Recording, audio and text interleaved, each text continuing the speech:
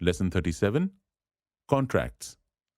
पिछले एक लेसन में हमने राइटिंग की इंपॉर्टेंस के बारे में जाना था और इस लेसन में भी हम वही डिस्कस करेंगे, बट एक डिफरेंट एस्पेक्ट में। आई एम श्योर आपने कॉन्ट्रैक्ट्स के बारे में तो सुना ही होगा, जो आज के टाइम में बहुत इंपॉर्टेंट हो चुके हैं। जब आप कोई कंपनी ज्वाइन करते हैं तो उस वक्त आप कॉन्ट्रैक्ट साइन करते हैं। जब आप कोई घर बाय करते हैं तो उस वक्त भी आप कॉन्ट्रैक्ट साइन करते हैं। जब किसी को जॉब देते हैं तो उस वक्त भी कॉन्ट्रैक्ट साइन करते हैं।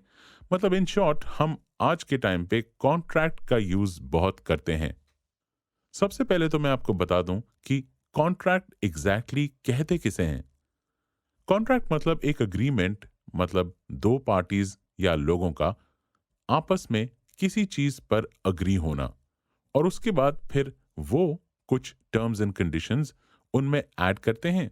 मतलब अपनी शर्तें और जो कुछ भी वो चाहते हैं वो सब कुछ उस अग्रीमेंट में ऐड करते हैं और फिर उस चीज को राइटिंग की शक्ल देते हैं।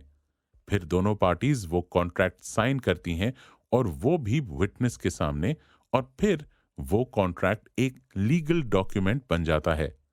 मतलब अगर कोई भी पर्सन उस कॉन्ट्रैक्ट के खिलाफ जाएगा तो उसके खिलाफ कोर्ट में केस किया जा सकता है।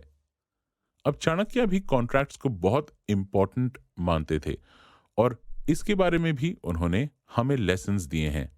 वो कहते हैं, and I quote, one should make a deal with one's own people और with strangers in the presence of a witness in an open manner, properly declaring it with respect to place, time, quantity and quality, unquote. एक contract sign करते वक्त आपके अंदर बिल्कुल clarity होनी चाहिए, चाहे आप किसी अनजान आदमी के साथ कॉन्ट्रैक्ट करें या फिर किसी रिलेटिव के साथ। आपको अपने कॉन्ट्रैक्ट में हर चीज बिल्कुल क्लियरली लिखनी है। साथ ही वो कहते हैं कि ये कॉन्ट्रैक्ट गवाहों या विटनेसेस के सामने होना चाहिए, ताकि फिर कोई भी पार्टी अपनी की गई बात से मना ना कर सके। अब चाणक्य की एडवाइस को फॉलो करने के लिए ऑथर ने हमें कुछ स्टेप्स बताए हैं। Number 1, have clarity first. सबसे पहले तो यह जरूरी है कि आप उस कॉन्ट्रैक्ट में हर चीज बिल्कुल क्लियरली लिखो। जैसे अगर आप कोई नई कंपनी ज्वाइन कर रहे हो तो उस कॉन्ट्रैक्ट में यह बिल्कुल क्लियरली रिटन होना चाहिए कि आपकी रिस्पॉन्सिबिलिटीज और ड्यूटीज क्या हैं। इवन अगर आप किसी फैमिली मेंबर की कंपनी ज्वाइन कर रहे हो तो उसमें भी आपको ये चीज क्लियरली लिखनी है। Number 2, agree on paper. Discuss करने के बाद वो चीजें पेपर पे लिखो। यहां ऑथर आपको ये नहीं कह रहे कि सारे कॉन्ट्रैक्ट्स लीगल हों। जो छोटे अग्रीमेंट्स हैं वो आप ऐसे ही किसी पेपर पे लिख के अग्री कर सकते हो। बट अगर कोई बड़ा कॉन्ट्रैक्ट है, जैसे अगर आप कोई प्रॉपर्टी खरीद रहे हो या फिर कोई बड़ी कंपनी ज्वाइन कर रहे हो, तो ऐसे में वो कॉन्ट्रैक्ट आप एक लॉयर से ड्राफ्ट करवाएं, ताकि बाद में आप उस पे लीगल एक्शन ले सको। Number 3, focus on the work.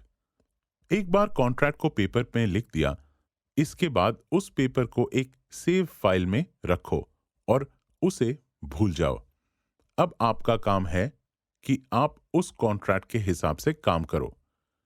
Success आपको सिर्फ कॉन्ट्रैक्ट साइन करने से नहीं मिलेगा, बल्कि आप जब वो काम करोगे उससे मिलेगा। Number 4, on a daily basis. At last author कहते हैं कि आप इस चीज को अपनी लाइफ में डेली यूज किया करो और हर चीज को लिखा करो, ताकि वो रिकॉर्ड में रहे। जैसे अगर आप किसी को कोई बात कह रहे हो और आप दोनों किसी काम के लिए अग्री कर रहे हो, तो बेटर यह है कि आप उसे किसी पेपर या किसी ईमेल पर लिखो, ताकि वो आपके पास रिकॉर्ड रहे।